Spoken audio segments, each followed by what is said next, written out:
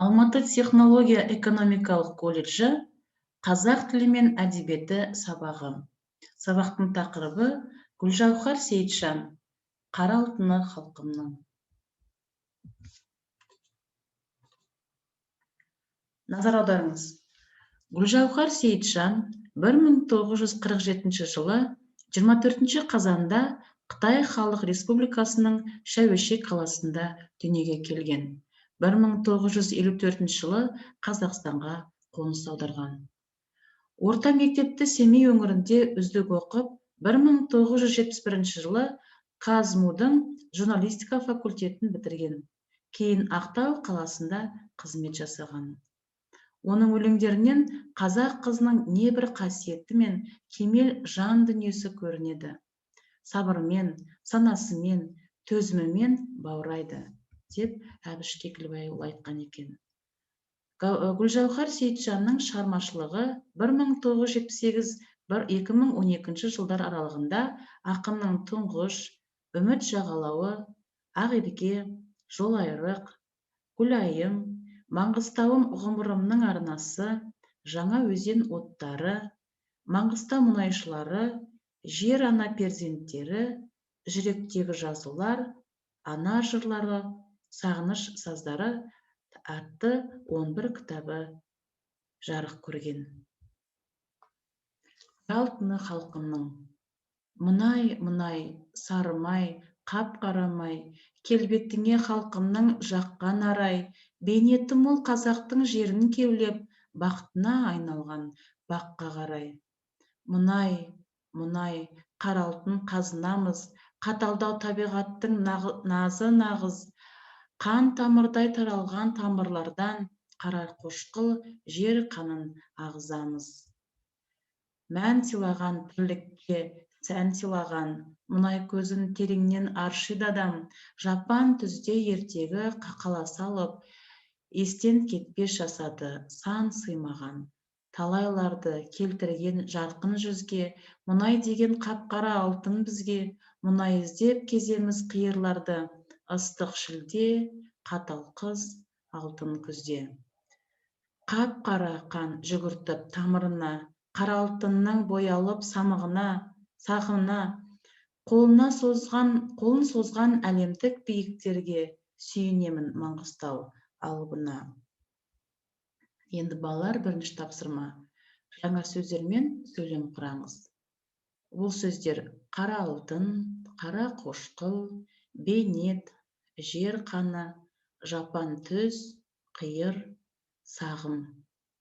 Осы жаңа сөздерден сөйлем құраймыз.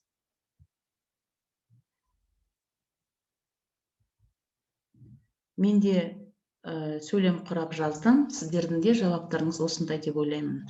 Қара алтын. Мұнайды ақын қара алтынға балайды.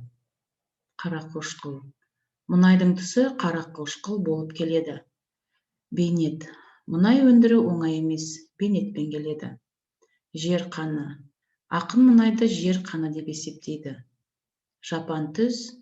Жапан түзде мұнайшылар жұмыс жасауда. Қиыр. Олар мұнайды іздеп қиырларға аттанады. Сағым. Далада көзді арбаған сағым ойнайды. Екінші тапсырма. Әр шумақты оқи отырып, тірек сөздерді анықтаңыз. Шумақтың мазмұнын өз сөзіңізбен жазыңыз. Балалар, мұнда бір 5 шумақ берілді. Осы 5 шумақ оқи отырып, 5 шумақты өз сөзіңізбен мазмұнын жазып шығамыз. Бірінші шумақ. Бағана берілген өлеңдегі бірінші шумақ алынды. Мұнай, мұнай, сары мұнай, сарымай, қап-қарамай, келбетіне халқымның жаққан арай, бейнеті мол қазақтың жерін кеулеп, бақытына айналған баққа қарай. Екінші шумағы. Мұнай, мұнай, қара алтын қазынамыз, қаталдау табиғаттың назы нағыз, қан тамырдай таралған тамырлардан қара қошқыл жер қанын ағызамыз. Келесі үшінші шумақ. Мән сыйлаған тірлікке сән сыйлаған, Мұнай көзі тереңнен аршиды адам. Жапан түзде ертегі қала салып, естен кеспес жасады, сан сыймаған. Талайларды келтірген жарық жүзге, мұнай деген қап-қара нағыз бізге. Мұнай іздеп кеземіз қиырларды, ыстық шілде, қатал қыс, алтын күзде.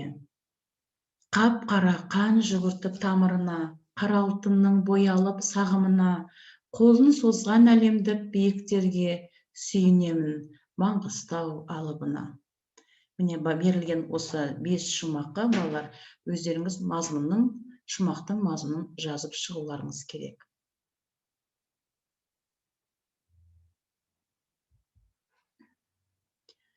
Жауабы: шумақтың мазмұны. Бірінші шумақ бойынша тірек сөз: мұнай халқының келбеті, бейнет, қазақтың жері, бақыт, бақ.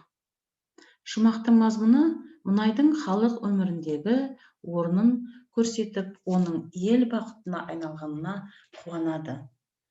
Екінші шумақ бойынша мұнай алтын қазына, табиғаттың назы, қан тамыры, жер.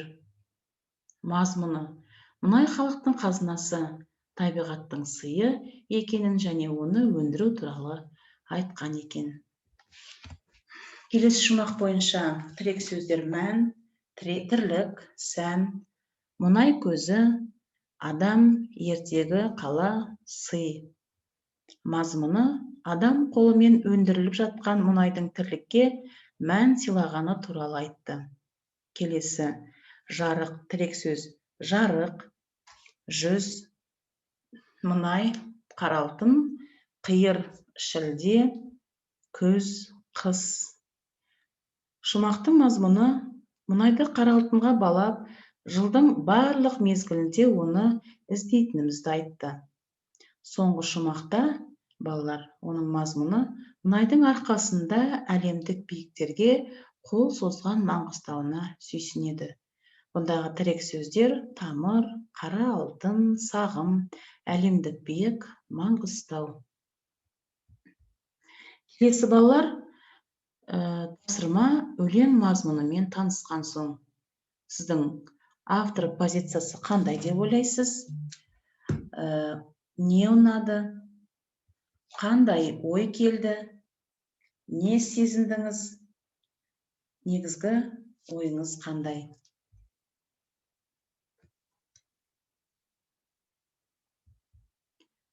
Сіздердің жауаптарыңыз менің оймен де сәйкес келеді деп ойлаймын. Бірінші: не ұнады? Ертегі қала салу, әлемдік биіктерге қол созу. Автор позициясы қандай? Патриот елін, жерін сүйеді, ел байлығына сүйсінеді, мақтан етеді. Қандай ой келді?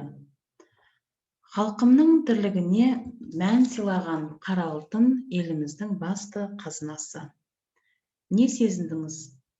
Табиғат сыйы қара алтынның елдің бағына айналғанына қуандым. Бұдан шығатын негізгі ой: ел байлығын мақтан ету, әлемдік биіктерге қол созған елі үшін қуана білуге шақыру. Ал балалар, алдында берілген өлеңді мәнерлеп оқып, осындағы 4-ші тапсырманы орындаймыз. Оның үстінде 3-ші тапсырмада өлеңді жазылды. Онда қара сөздермен берілген сөздерден антонимді тап. Осы сөздермен қатыстырып сөйлем құра. Бұнда байқап қарасаңыздар: қап-қара, бейнет, бақыт, қаталдау, тереңнен, жарқын, ыстық, қатал. Яғни осы сөздер қара қаріппен жазылған. Осы сөйлемнен осы сөздердің антонимін тауып, онымен сөйлем құраймыз.